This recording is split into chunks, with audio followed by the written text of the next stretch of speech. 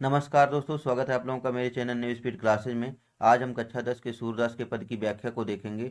इसके भाग एक में दोस्तों हमने पद नंबर 5 तक की व्याख्या को देख लिया था। आज हम उसके आगे की व्याख्या को देखते हैं। तो चलिए दोस्तों शुरू करते हैं। शुरू करने के पहले हम जो है इसके संदर्भ और प्रसंग को जान लेते हैं। संदर्भ हमने भाग एक में देख लिया था, तो प्रसंग में आप लोग लिखिएगा कि इस पद में सूरदास जी ने बंसी के प्रति गोपियों के ईर्ष्या भाव को जो है इसमें जो है व्यक्त किया है। तो दोस्तों चलिए इसके अर्थ को देखते हैं। इसके अर्थ में कह रहे हैं कि सखिरी मुरली लीजे चोरी। इसमें जो है गोपिका, एक गोपी है दूसरी गोपी से कह रही है कि सखिरी, हे सखी, मुरली लीजे चोरी, यानी कि मुरली को चुरा लें। कह रही है हे सखी, चलो जो है मुरली को चुरा लें, या फिर ऐसे लिखिएगा कि हे सखी, हमें यह मुरली चुरा लेनी चाहिए। कह रही हैं कि जिन गोपाल कीन्हे अपने बस प्रीति सबन की तोरी, यानी कि जिन मतलब जिसने, गोपाल मतलब श्री कृष्ण को, कीन्हे मतलब कर लिया है, अपने बस मतलब अपने बस में, प्रीत मतलब प्रेम, सबन मतलब सबकी, तोरी मतलब तोड़कर, यानी कि जिसने जो है भगवान श्री कृष्ण को अपने बस में हम सबके प्रेम को तोड़ करके कर लिया है। आगे कह रहे हैं कि छिन एक घर भीतर निशिवासर। छिन मतलब होता है क्षण, एक भी क्षण के लिए। घर भीतर यानी घर के बाहर या भीतर। निश मतलब होता है रात, बासर मतलब होता है दिन, यानी कि भगवान श्री कृष्ण एक भी क्षण के लिए, चाहे घर के भीतर हो या बाहर, चाहे दिन हो या रात, धरत न कबहू छोरी, मतलब इस मुरली को, धरत मतलब रखते हैं, कबहू मतलब कभी भी, छोरी मतलब दूर, यानी कि भगवान श्री कृष्ण जो है कभी भी इसको जो है अपने से दूर नहीं रखते हैं। आगे कह रहे हैं कि कबहू कर, यानी कभी हाथों में, कबहू अधरनी, और कभी होंठों पर, कट कबहू खोसत जोरी, और कभी जो है कट मतलब कमर पर, खोसत मतलब खोस लेते हैं, जोरी मतलब इसको, यानी कि कभी हाथों में लिए रहते हैं, तो कभी होंठों पर, तो कभी इसको अपनी कमर में खोस लेते हैं। आगे कह रहे हैं कि ना जाने कछु मेली मोहिनी राखे अंग अंग भोरी। कह रहे हैं ना जाने कछु मतलब कौन सी, मेल मोहिनी, मोहिनी मंत्र इसने भगवान श्री कृष्ण पे कर दिया है कि राखे अंग अंग भोरी। राखे अंग अंग भोरी मतलब होता है भुलावा, कि इसने जो है इनके अंग अंग को भोरी कर दिया है, मतलब आकर्षित कर लिया है। आगे देखिए कह रहे हैं सूरदास जी कि सूरदास प्रभु को मन सजनी बंध्यो राग की डोरी। गोपिकाएं कह रही हैं कि प्रभु को मन, यानी भगवान श्री कृष्ण के मन को, सजनी मतलब हे सखी, बंध्यो मतलब बांध लिया है, राग की डोरी मतलब प्रेम की डोरी में, यानी कि सूरदास जी कहते हैं कि भगवान श्री कृष्ण को जो है उस मुरली ने जो है अपने प्रेम की डोरी में बांध लिया है, अर्थात कैद कर लिया है।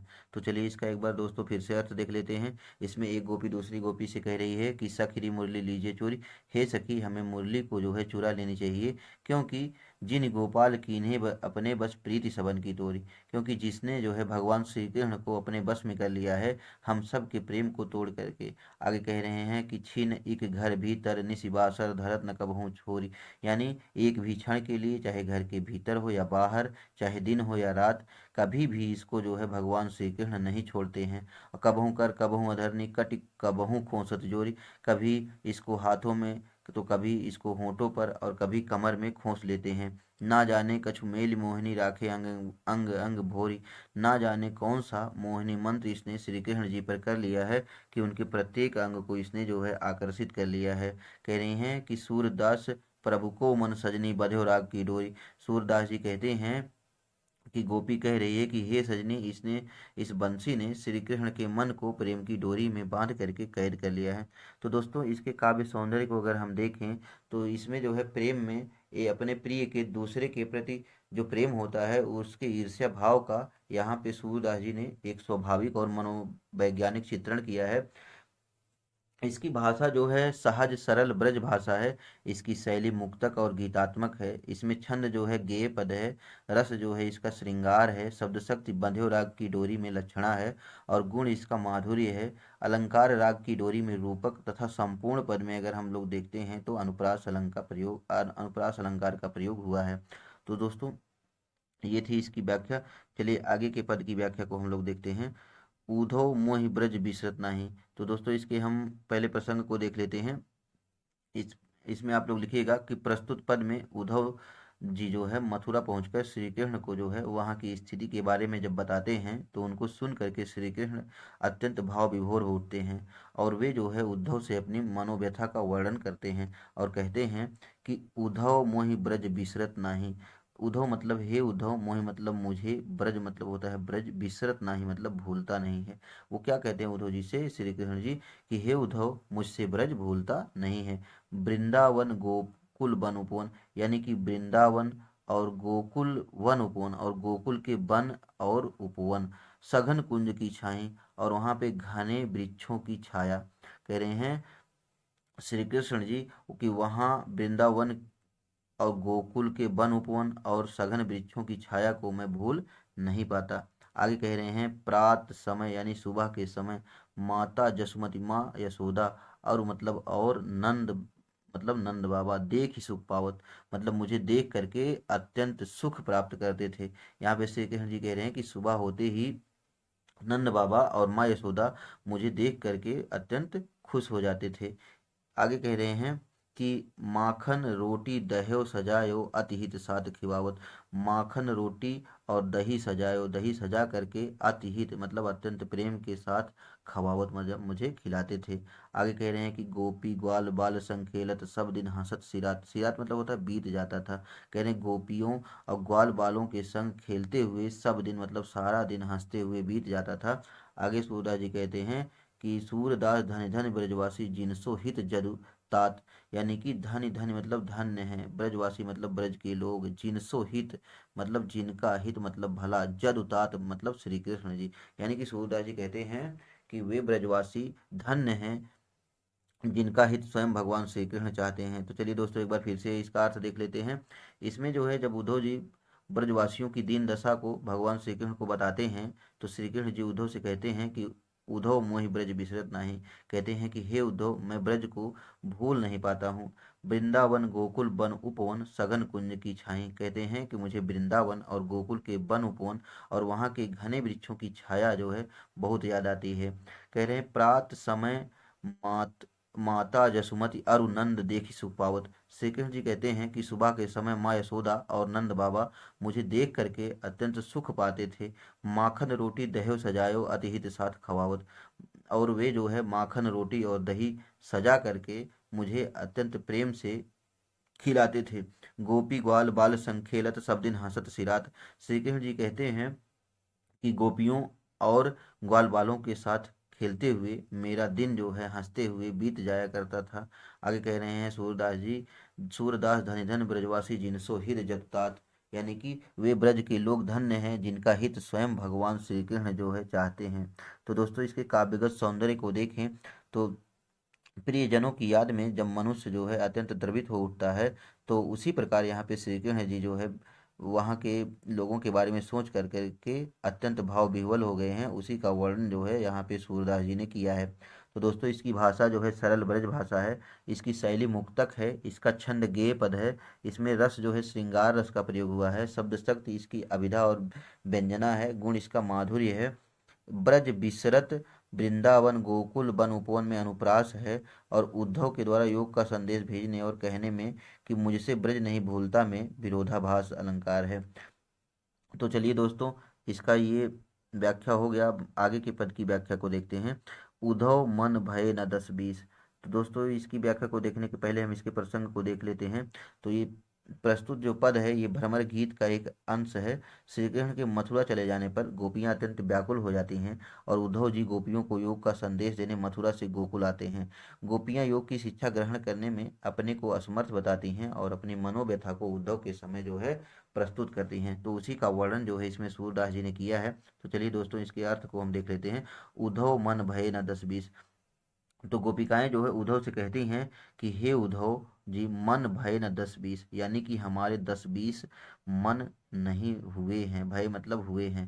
कह रहे हैं कि हे उद्धव हमारे 10-20 मन नहीं हैं। आगे कह रही हैं कि एक हुतो सो गयो श्याम संग, एक हुतो यानी एक ही था, सो गयो श्याम संग वह भगवान श्री कृष्ण के साथ चला गया। को मतलब कौन, औराधे मतलब आराधना करे, ईश मतलब आपके इस ब्रह्म की। तो वो कहती हैं कि हमारे एक ही मन था, वो भगवान श्री कृष्ण के साथ चला गया, तो आपके बताए गए इस निर्गुण ब्रह्म की उपासना कौन करे।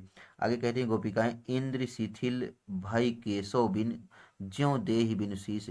आगे गोपिकाएं कहती हैं कि हमारी इंद्रियां जो है शिथिल हो गई हैं केशव बिना, भगवान श्री कृष्ण के बिना, ज्यों देह बिनु शीस यानी कि जैसे बिना शीस के शरीर होता है। गोपिकाएं कह रही हैं उद्धव जी से कि हमारी इंद्रियां भगवान श्री कृष्ण के बिना शिथिल हो गई हैं, जैसे बिना बिना सिर के शरीर हो जाता है। आशा लागी रहत तन श्वासा, आशा लागी मतलब इसी आशा में, लागी रहत मतलब लगी रहती है, तन मतलब शरीर से, श्वासा मतलब सांसें, कि जीव ही कोटि बरिस, जीव ही मतलब जी सकती हैं, कोटि मतलब करोड़ों, बरिस मतलब वर्ष। गोपिकाएं कहती हैं कि भगवान श्री कृष्ण जी जो है हमसे मिलने आएंगे, इसी आशा में हमारे शरीर से श्वासा मतलब सांसें लागी रहत मतलब लगी रहती हैं, और जीव ही कोटि बरिस, जीव ही मतलब जी लेंगी, कोटि मतलब करोड़ों, बरिस मतलब वर्ष, और इसी उम्मीद में जो है हम करोड़ों साल तक जीवित रह लेंगी। आगे कहती हैं कि तुम तो सखा श्याम सुंदर के सकल जोग की। आगे गोपिकाएं कहती हैं कि तुम तो सखा हो, मित्र हो श्याम सुंदर के यानी श्री कृष्ण के, और सकल योग के ईश, और सकल योग के ईश मतलब ज्ञाता हो, ज्ञानी हो, यानी कि तुम भगवान श्री कृष्ण के जो है एक मित्र हो और संपूर्ण योग विद्या और मिलन के उपायों के ज्ञाता हो। आगे कहें गोपिकाएं कि सूर हमारे नंद नंदन बिनु, और नहीं जगदीश। गोपिकाएं कहती हैं कि हमारे लिए नंद के नंदन यानी श्री कृष्ण के बिनु मतलब बिना, और नहीं जगदीश मतलब और कोई भी ईश्वर नहीं है। आगे दोस्तों इसका एक बार फिर से हम अर्थ देख लेते हैं। इसमें जो है उद्धव जी से गोपिकाएं कहती हैं कि उद्धव मन भय न 10-20, कहती हैं हे उद्धव जी हमारे 10-20 मन नहीं हैं। एक हु तो सो गए श्याम संग, एक ही मन हमारे था जो भगवान श्री कृष्ण के संग चला गया। को और आधे ईश, आपके इस निर्गुण ब्रह्म की उपासना कौन करे। कह रही हैं इंद्र शिथिल भई केशव बिनु, ज्यों देह बिनु शीश। गोपिकाएं कह रही हैं कि हमारी इंद्रियां भगवान श्री कृष्ण के बिना शिथिल हो गई हैं, कि जैसे बिना सिर के शरीर शिथिल हो जाता है। कह रही हैं आशा लागी रहत तन श्वासा, जीव ही कोटि बरिस। कह रही हैं हम इसी आशा में जो है हमारे शरीर से सांसें लगी रहती हैं कि भगवान श्री कृष्ण जी जो है हमसे मिलने आएंगे, वहाँ से मथुरा से अवश्य लौट करके आएंगे और हमें दर्शन देंगे। इसी उम्मीद में जो है हमारे शरीर से जो है सांसें लगी हुई हैं, और जीव ही कोटि बरिस, और इसी आशा में जो है हम करोड़ों सालों तक जी लेंगी। कहीं तुम तो सखा श्याम सुंदर के सकल योग की, कहती हैं तुम जो है भगवान श्री कृष्ण के मित्र हो और सकल योग की ईश और सकल योग विद्या के स्वामी हो, ज्ञाता हो। तुम जो है क्यों नहीं हमारा योग के माध्यम से श्री कृष्ण से जो है मिलन करा देते।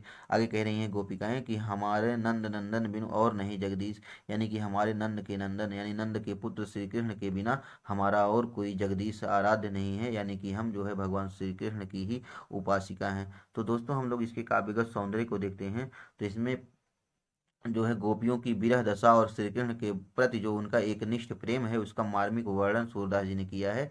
इसकी भाषा जो है सरल सरस और मधुर ब्रज भाषा है। इसकी शैली जो है मुक्तक है, इसका छंद जो है गेय पद है, और इसमें श्रृंगार रस का प्रयोग हुआ है, वियोग श्रृंगार का। अलंकार सखा श्याम सुंदर के में अनुप्रास, और योग में जो है श्लेष तथा ज्यों देह बिनु शीश में उपमा अलंकार है। गुण इसमें माधुर्य है दोस्तों, और शब्द शक्ति इसमें व्यंजना है। तो चलिए दोस्तों आगे के पद्य की हम लोग व्याख्या देखते हैं। तो व्याख्या को देखने के पहले जो है इसके हम जो है प्रसंग को समझ लेते हैं। इसके प्रसंग में आप लोग लिखिएगा कि प्रस्तुत पद में गोपियां उद्धव के साथ जो है परिहास करती हैं और कहती हैं कि श्री कृष्ण ने तुम्हें यहाँ नहीं भेजा है, तुम जो है अपना मार्ग भूल करके यहाँ चले आए हो। इस प्रकार जो है श्री कृष्ण ने तुम्हें यहाँ भेज करके हमारे साथ जो है मजाक किया है। तो चलिए दोस्तों इसका हम व्याख्या को देख लेते हैं। इसमें कह रही हैं उद्धव जाहु तुम ही हम जाने, कहती हैं उद्धव जो है जाहु मतलब चले जाओ, तुम ही हम जाने तुमको हम जान गई। गोपिकाएं कह रही हैं कि हे उद्धव तुम यहाँ से चले जाओ, तुमको हम जो है जान गई। आगे कह रही हैं श्याम हाँ कौ नहीं पठयो, तुम हो बीच भुलाने, यानी कि श्याम तुम ही यानी श्याम ने तुमको, हाँ नहीं पठयो यानी तुमको नहीं यहाँ पे भेजा है, तुम हो बीच भुलाने, और तुम जो है बीच से भुलाने मतलब भूल करके चले आए हो। गोपिकाएं कह रही हैं कि हे उद्धव जी, आपको जो है भगवान श्री कृष्ण ने यहाँ नहीं भेजा है, आप तो बीच से ही रास्ता भूल करके यहाँ चले आए हैं। आगे कह रही हैं कि ब्रज नारिन सो जोग कहत हो, बात कहत न ल जाने। कह रही हैं कि आप जो है ब्रज नारिन यानी ब्रज की नारियों सो मतलब से जोग कहत हो, योग विद्या की बात करते हैं, बात कहत न ल जाने, आपको ये बात कहते हुए लज्जा नहीं आ रही। आगे है बड़े लोग न विवेक तुम्हारे। कह रही हैं कि आप तो बड़े लोग हैं, ज्ञानी व्यक्ति हैं, और विवेक तुम्हारे, परंतु ऐसा लगता है कि आपके विवेक ना मतलब नहीं है। यानी कि आप जो है अत्यंत ज्ञानी व्यक्ति हैं, लेकिन ऐसा लगता है कि आपके विवेक नहीं है। और ऐसे भय अयाने, अयाने मतलब होता है अज्ञानतापूर्ण बातें, यानी कि अज्ञानी। कह रही हैं आप इस प्रकार अज्ञानी हो गए हैं। आगे देखिए कह रही हैं हम सो कह लही हम सही के, जी गुण लेहु सयाने। कह रही हैं कि हमसो कह लही, यानी हमसे तो आपने कह दिया और हम सही के और हमने इसे सह लिया। जी गुण लेहु सयाने, कह रही हैं या अपने हृदय में गुण लेहु मतलब समझ लीजिए, सयाने मतलब ज्ञानी बनकर। यानी कि आप जो है ये अपने मन में जो है सयाने बनकर समझ लीजिए कि हमसे तो आपने कह दिया और हमने इसे सह लिया, लेकिन ब्रज के किसी अन्य से आप ऐसी बातें मत करना। आगे कह रहे हैं कहाँ अबला कहाँ दशा दिगंबर। कह रहे हैं कहाँ अबला, कहाँ हम अबला ब्रज की नारियां, और कहाँ दशा दिगंबर, और कहाँ योग की दशा मतलब अवस्था, दिगंबर मतलब नग्न, कहाँ जो है योग की नग्न अवस्था, मस्ट करो पहचाने। कह रही हैं मस्ट करो मतलब बस करो, पहचाने मतलब हम तुम्हें समझ गए। कह रही हैं कि कहाँ हम अबला नारियां और कहाँ योग की नग्न अवस्था। कह रही हैं बस करो, हम तुम्हें जो है सहन गए, अब समझ गए, अब जो है हम चुप नहीं रहेंगे। आगे कह रही हैं कि साच कहो तुमको अपनी सो बूझती बात निदाने। निदाने मतलब अंत में। कह रही हैं साच कहो मतलब सत्य कहो, तुमको अपनी सौ मतलब अपनी सौगंध देकर तुमसे जो है हम पूछती हैं कि सत्य कहो, बूझती बात निदाने, निदाने मतलब अंत में। कह रही हैं अंत में जो है हम तुमसे सवाल पूछती हैं, तुम सच सच कहो, हम तुम्हें अपनी सौगंध देती हैं। क्या गोपिकाएं सौगंध दे रही हैं कि सूर श्याम जब तुम ही पठेयो तब नए कहो मुस्काने। यानी कि जब श्याम ने श्री कृष्ण ने तुम ही पठेयो तुमको भेजा था, तब नए कहो मतलब तनिक भी मुस्कुराने मतलब मुस्कुराए थे। यानी कि जब भगवान श्री कृष्ण ने आपको भेजा था तब क्या वे तनिक भी मुस्कुराए थे। तो दोस्तों चलिए हम एक बार फिर से इसके अर्थ को देख लेते हैं। इसमें गोपिकाएं जो है उद्धव जी से कहती हैं कि उद्धव जाओ तुम ही हम जाने। कहती हैं हे उद्धव तुम यहाँ से जाओ मतलब चले जाओ, वापस चले जाओ, तुम ही हम जाने, तुमको जो है हम समझ गई। श्याम तुम ही हो कौ नहीं पठे हो, तुम हो बीच भुलाने। यानी कि श्याम ने तुमको यहाँ नहीं भेजा है, तुम हो बीच भुलाने, तुम बीच बीच से रास्ता भूल करके यहाँ चले आए हो। ब्रज नारिन सो जोग कहत हो, बात कहत न ल जाने। हम ब्रज नारियों से योग की बातें कह रहे हो, आपको जो है लज्जा नहीं आ रही। बड़े लोग न विवेक तुम्हारे ऐसे भय अयाने। कह रहे हैं कि तुम जो है बड़े ज्ञानी हो, बुद्धिमान हो, परंतु ऐसा लगता है कि आपके विवेक नहीं है। आप जो है ऐसे भय अयाने, आप ऐसी अज्ञानतापूर्ण बातें क्यों कर रहे हैं। कह रही हैं हम सो कह लही हम सही के, जी गुण लेहु सयाने। कह रही हमसे तो कह दिया आपने और हमने इसको सह लिया, लेकिन ये आप अपने हृदय में समझ लीजिए कि ब्रज के किसी अन्य व्यक्ति से ऐसी बातें मत कहिएगा। कह अबला कह दशा दिगंबर मस्ट करो पहचाने। कह रही हैं कि कहाँ जो है हम अबला ब्रज की नारियां और कहाँ जो है योग की नग्न अवस्था, मस्ट करो पहचाने। कह रही हैं मस्ट करो बस करो, हम तुम्हें समझ गए। कह रही हैं साच कहो तुमको अपनी सो बूझती बात निदाने।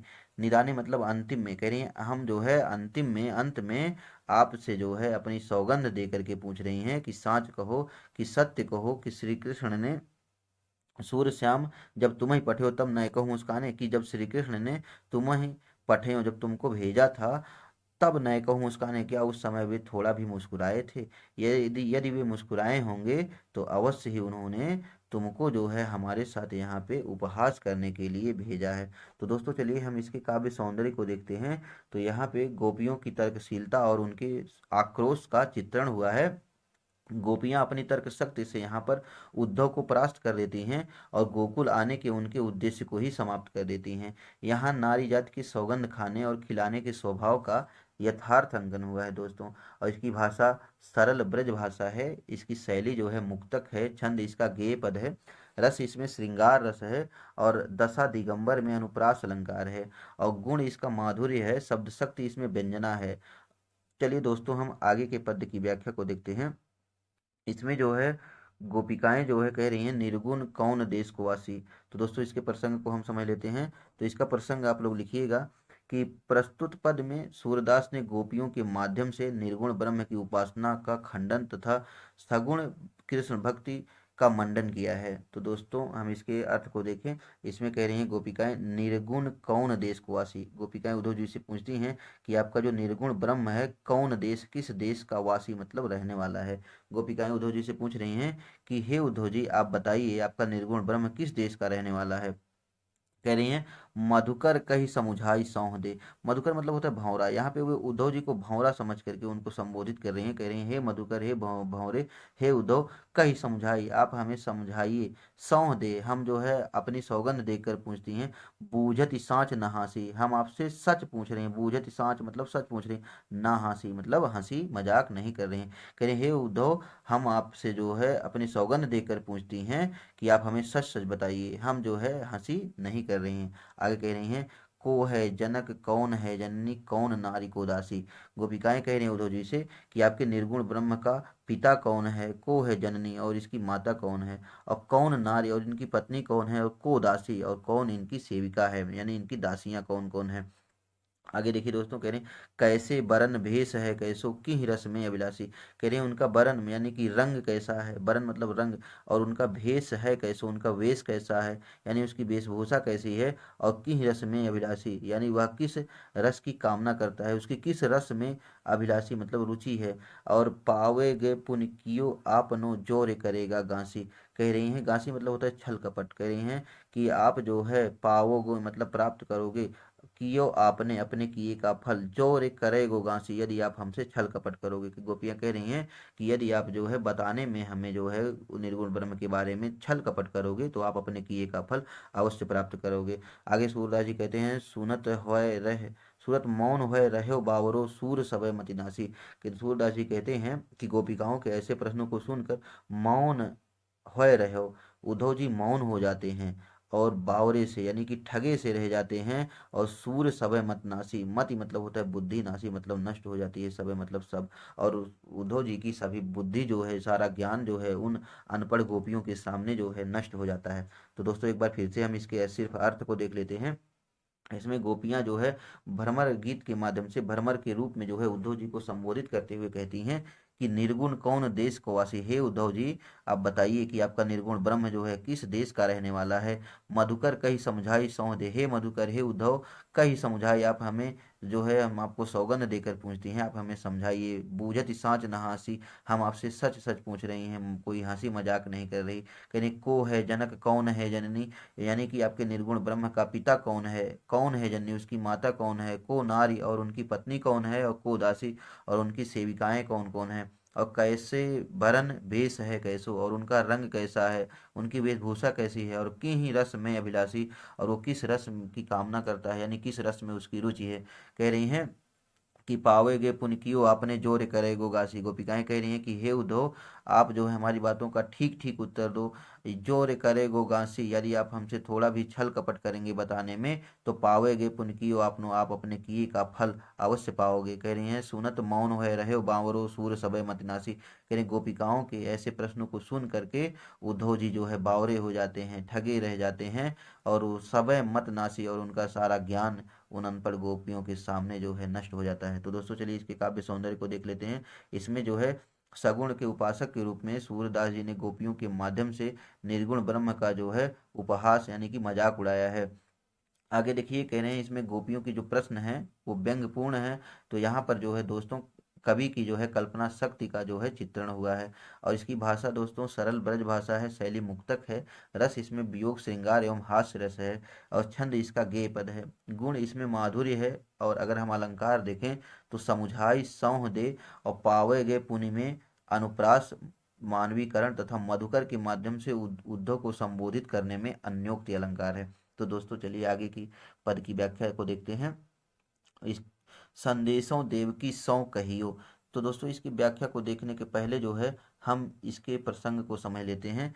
तो आप लोग इसके प्रसंग में लिखिएगा कि श्री कृष्ण के मथुरा चले जाने पर माँ यशोदा जो है अत्यंत दुखी हो जाती हैं और उनके मन में विभिन्न आशंकाएं और चिंता होने लगती हैं। तो प्रस्तुत पद में जो है देवकी को संदेश भेजते हुए अपने मन की पीड़ा को जो है व्यक्त कर रही हैं और क्या कह रही हैं कि संदेशों देवकी सो कहियो। माँ यशोदा कहती हैं कि मतलब किसी पथिक के द्वारा संदेश भेज रही हैं, उस पथिक से कह रही हैं कि संदेशों देवकी सो कहियो। संदेशों मतलब संदेश, देवकी मतलब देवकी, सो मतलब से, कहियो मतलब कहिएगा। कहती हैं कि हे पथिक मेरे इस संदेश को जो है देवकी से जो है कहिएगा। हाँ तो धाई तिहारे सुत की, धाई मतलब पालने वाली माता, तिहारे मतलब तुम्हारे, सुत मतलब पुत्र की दया करत ही रहियो। कह रही हैं कि मैं जो है तुम्हारे पुत्र की मात्र जो है पालन पोषण करने वाली माता हूँ, दया करती ही रहियो। कह रही हैं मेरे प्रति भी आप जो है दया करते रहिएगा। आगे कह रही हैं कि जदप टेव तुम जानत उनकी, टेव मतलब आदतें, तुम मतलब तुम, जानत उनकी मतलब श्री कृष्ण की जानती हो। तव मोहि कही आवे, तव मतलब होता है फिर भी, मोहि मतलब मुझसे, कही आवे मतलब यानी कि मैं जो है फिर भी कह रही हूँ। कह रही हैं यद्यपि तुम उनकी आदतें जानती ही हो फिर भी मेरा मन जो है कहने के लिए उत्कंठित हो रहा है। आगे देखिए दोस्तों, कह प्रात होत मेरे लाल लड़ेते माखन रोटी भावे। लड़ेते मतलब लाडले।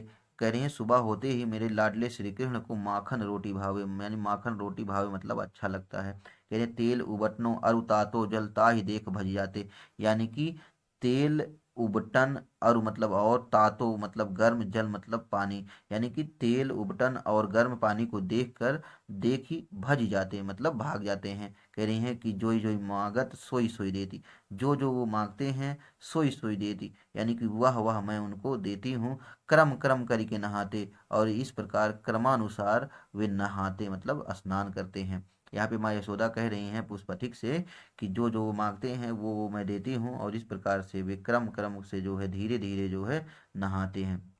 करिए सूर पथिक सुन मोहि रैन दिन बढ़त रहा, बढ़ो रहत और सोच। मैं यशोदा कहती हैं कि हे पथिक सुनी, सुन मोहि रैन दिन, कि मुझे रैन दिन यानी कि दिन और रात, बढ़ो रहत मतलब बढ़ा रहता है, और मतलब हृदय में सोच, यानी कि यहाँ पे माँ यशोदा कह रही हैं उस पथिक से कि मेरे हृदय में दिन और रात यही सोच बढ़ा रहता है कि मेरे अलक लड़ैते मोहन हुए हैं करत संकोच, यानी कि मेरो अलक लड़े तो मोहन, यानी कि मेरे प्यारे दुलारे मोहन मतलब श्री कृष्ण हुई हैं करत संकोच, यानी कि वहाँ कुछ मांगने में, करत मतलब करते होंगे, संकोच यानी कि वहाँ कुछ मांगने में जो है वहाँ मेरे लाडले मोहन श्री कृष्ण, वहाँ प्यारे दुलारे मोहन संकोच करते होंगे। दोस्तों एक बार फिर से इसका अर्थ देख लेते हैं। इसमें जो है यशोदा जी श्री कृष्ण की माता देविका, देवकी को अपने संदेश को एक पथिक के माध्यम से भेजती हैं और कहती हैं कि श्री कृष्ण तो आपका ही पुत्र है, मेरा पुत्र नहीं है।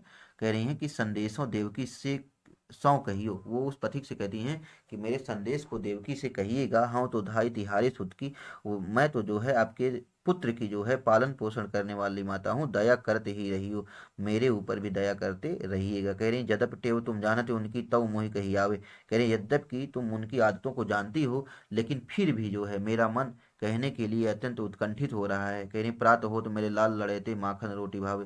कह रही सुबह होते ही मेरे लाडले कृष्ण को माखन रोटी पसंद है, और तेल उबटनो अरु तातो जल ताहि देख भज जाते, यानी कि तेल उबटन और गर्म जल उसको देख करके ही वे भाग जाते हैं। और जो जो मांगत सोई सोई देती, क्रम क्रम करके नहाते, जो जो वो मांगते हैं वही वही मैं उन्हें देती हूँ, और इस प्रकार क्रम क्रम करके यानी कि धीरे धीरे वे नहाते हैं। सूर पथिक सुन मोहि रैन दिन बढ़े, बढ़ो राहत और सोच, यानी कि हे पथिक मुझे दिन और रात मेरे हृदय में यही सोच यही चिंता सताती रहती है कि मेरो अलक लड़े तो मोहन होए हैं करत संकोच, कि मेरो अलक लड़े तो यानी कि मेरा प्यारा दुलारा श्री कृष्ण जो है होए हैं करत संकोच, तुमसे कुछ मांगने में बहुत संकोच करता होगा। तो दोस्तों हम इसके काव्य सौंदर्य को देखें तो इसमें जो है माता के वात्सल्य भाव का जो है सहस यानी कि बहुत सरस जो है वर्णन हुआ है। और इसकी भाषा जो है सरल ब्रज भाषा है, इसकी शैली दोस्तों मुक्तक है, छंद इसमें गेय पद है, रस इसमें सूरदास जी ने वात्सल्य रस का प्रयोग किया है, और शब्द शक्ति इसकी व्यंजना है, गुण इसमें माधुर्य है, और अलंकार अगर हम देखें तो लाल लड़ैते में अनुप्रास, और जोई जोई सोई सोई में क्रम क्रम में पुनरुक्त प्रकाश अलंकार है। तो दोस्तों ये थी इसकी व्याख्या। आप लोगों को ये वीडियो कैसा लगा? अगर आप लोगों को वीडियो अच्छा लगा हो तो मेरे चैनल को लाइक और सब्सक्राइब कर दीजिएगा। धन्यवाद।